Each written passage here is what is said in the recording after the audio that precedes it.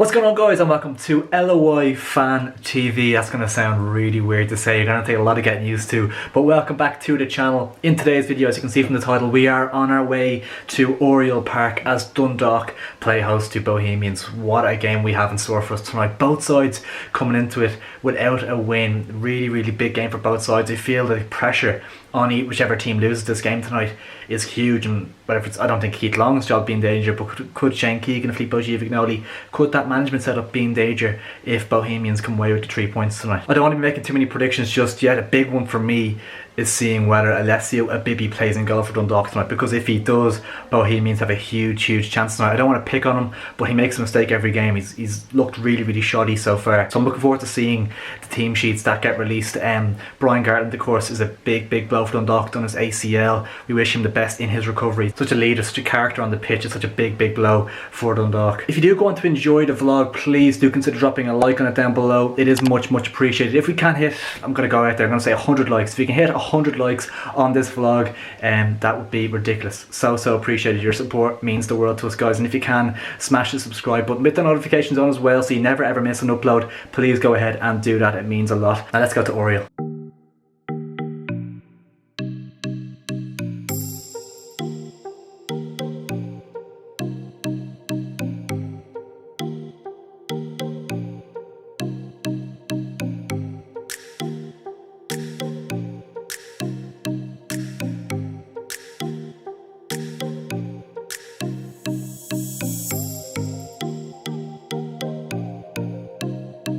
Just kicked off at Oriel Park. Dundalk playing host to Bohemians here, of course. Looking forward to the game. If I had to make a quick prediction, obviously Bibi isn't starting to put in a quick thing of the team sheets there, so Bibi isn't starting, which is an interesting call. Peter Cherry comes in for Dundalk, and there's a couple other players coming in as well, but I'm going to go for the home win here. I think it's going to be 2-1 home win, a narrow game, but yeah, I'm looking forward to it. Early chance for Dundalk, free kick in the edge of the box, chipped in by Michael Duffy, I think it was, headed against the crossbar, so yeah, let off for BOHS early on. 1-0 Bohemians. Georgie Kelly with a penalty from the spot. Scoring for Bohemians from the penalty spot. Bohemians take the lead through a penalty. Georgie Kelly scoring against his former club. Guess when I played, to be honest, though, Dundalk had been on top before that with a couple of good chances, but yeah, BOHS lead 1-0. Hairy moment at the back for Dundalk as Peter Cherry loses the ball to Georgie Kelly, who had a great opportunity, tried to square it, just lost out, but massive chance for BOHS to double their lead. Yeah, Peter Cherry coming in obviously to replace Bibi tonight, and yeah, a little bit of a hairy moment. Half time at Oriel Park. It is Dundalk 0, Bohemians 1. Dundalk definitely said the better of the two sides. An early chance from a free kick. Michael Duffy chipped this. I'm holding this terribly during the game as well. Michael Duffy chipped it in. I think it was Pat Hoban headed it against the bar, so they were very lucky from that. Then Michael Duffy kind of had a half chance as well. Couldn't side on his right foot, just put it wide. BOHS kind of grew into the game a little bit, obviously won the penalty. Georgie Kelly dispatched it after 12 minutes, and after that BOHS grew into the game more and had some chances of their own. A little bit end to end, both sides were in it, but yeah, definitely ought to play for in the second half. Big team talk you feel for Giovignoli and Keith Long. Both sides obviously in desperate need of their first win of the season, so yeah, ought to play for here at Oriel Park. It is Dundalk 0, Bohemians 1 at half time. At 70 minutes played here at Oriel Park, Bohemians still lead by a goal to 0. Dundalk after making 3 changes, so they'll now have a front 4 of Junior, McMillan, Hoban and Duffy, really throwing the kitchen sink at it. So yeah, interesting last 20 to come. Massive claims for a penalty for Dundalk. 88 minutes gone, and I didn't actually see it that well myself, but the players and the staff on the sideline all screaming for a penalty. 2 minutes to go here. You can really feel the tension building up on the sideline. Obviously a massive result if BOHS can hold on, and if Dundalk lose this, massive result. So yeah, we'll see it next few minutes play out. Yeah, Twitter seems to think it was a penalty, so yeah, that won't go down too well if it stays 1-0 to BOHS. If it finishes that way, there will be a lot of post-match reaction. Free kick for Dundalk. They just went over the bar from Michael Duffy, piled on the pressure for the last few minutes. 4 minutes of added time, so yeah, it's going to try everything at it. Big chance for Dundalk. Ball into the box with a deep free kick from Chris Shields. Header knocked down. Michael Duffy fell to at the edge of the box, and if you wanted to spot someone, it is him. But shot, it's kind of sliced and it goes wide, so disappointing one for Dundalk there. But yeah, time seriously running out here. Can be more than a minute or two left. The final score here on the park this evening from Bohemians 1. Next action here at Oriel Park is next Friday, again in the SSE. Full time at Oriel Park, Dundalk 0, Bohemians 1. Great 3 points for the visitors. Keith Long is absolutely delighted with the 3 points. Obviously wasn't an ideal start to the season for them, only coming into this game with a point on the board, so to leave here at any stage of the season, in any type of form, with all 3 points is a fantastic result. So Georgie Kelly's goal, of course, was the difference between the two sides. Keith Long and Georgie Kelly both absolutely buzzing with tonight's result. On the other hand, for Dundalk, really poor again. There's going to be plenty of questions asked about the management here situation. The performance was poor. They didn't look like they were doing much in the final third at all tonight, I didn't think. They started the game brightly enough. They probably started the first 10 minutes on their front foot, heading against the bar from a free kick, and then Michael Duffy, of course, as well, cut inside on his right foot and drilled wide. So they were probably happy enough with how they started the game, and then obviously the penalty kind of sent them for six a little bit. You feel disappointed to concede like that. It's kind of a sloppy defending, and as I said, Georgie Kelly stuck it away. So from there, Bohs kind of grew into the game a bit more. Second half, Bohs are probably on top for the start. Couple of half chances here and there. Then Dundalk threw on. I don't know what formation they were playing towards the end. There was a 3 at the back, 1 in midfield and 6 up top, I think it was at one stage. Obviously Ryan O'Kane Jr., Michael Duffy, McMillan, Hoban all on the pitch at the same time, McElhenney as well. They just threw everything at it and really couldn't create an awful lot. I think Talbot only had 1 or 2 maybe proper saves to make. A couple of catches from Talbot were a little bit hairy as well.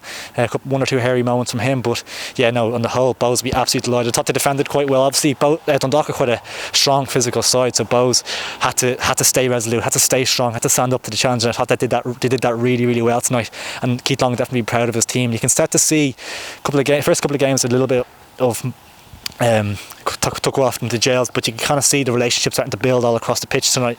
And for Georgie Kelly, as I said, the man of the moment against his former club, he'll be absolutely delighted going home tonight with all 3 points for the Gypsies.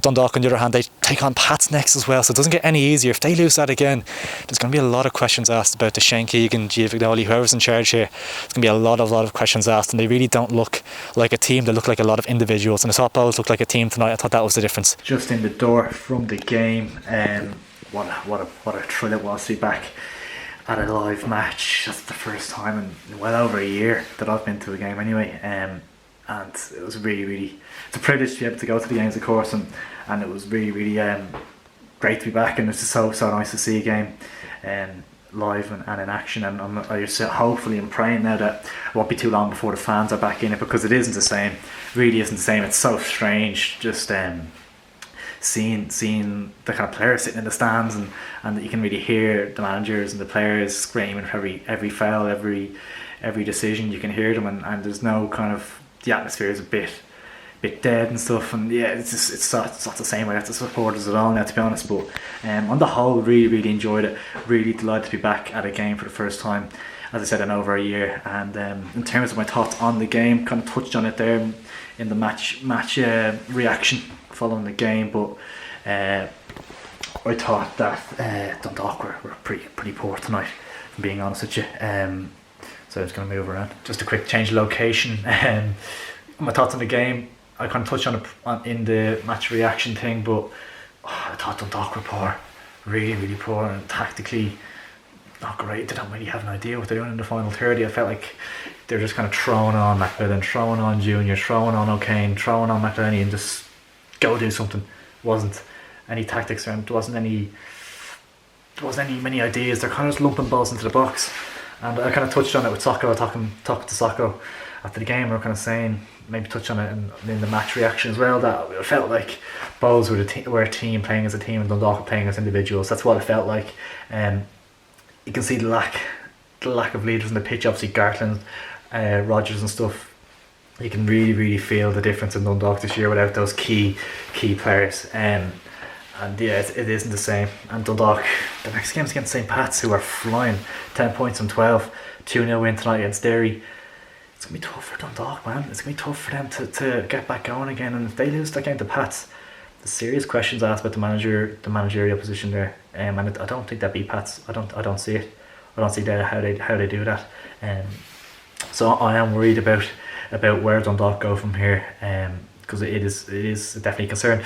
Dundalk fans, if you're watching the video, let me know what you think of the side's performances so far this season. Let me know if you still believe that, is it Giovignoli, is it Keegan? It's a mess. The whole thing's a mess. The performances, the manager situation, everything's a mess. Let me know down below what you think of it all, because I really, really want to hear your opinions and thoughts on it.